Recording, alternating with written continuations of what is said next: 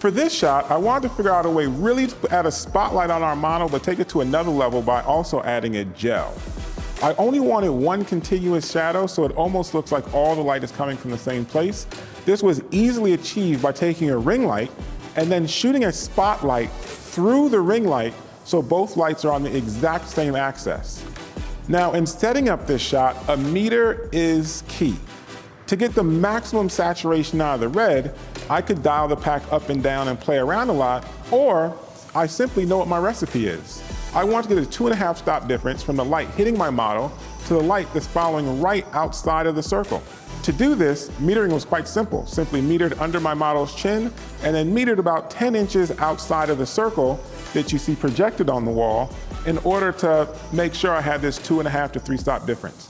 Why is this difference so important for this shot? A, I want to make sure that I have enough of the white light hitting the model so when I use a color checker, I can suck some of the red out of her skin, giving us a nice neutral skin tone.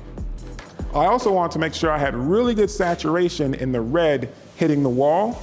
If I underexpose by about 3 stops, I get a perfectly exposed, well-saturated red. Feel free to grab your favorite gels, shoot them against a white wall, and find out where their exposure gives you the maximum saturation. And then you can dial this in when you're creating your recipes to quickly achieve this shot. So in terms of my setup, it's very easy. I have a spotlight shooting through a ring light, and on the ring light, I've gelled it red so it fills in all around. So now, if you're questioning yourself, what's the maximum saturation of this gel?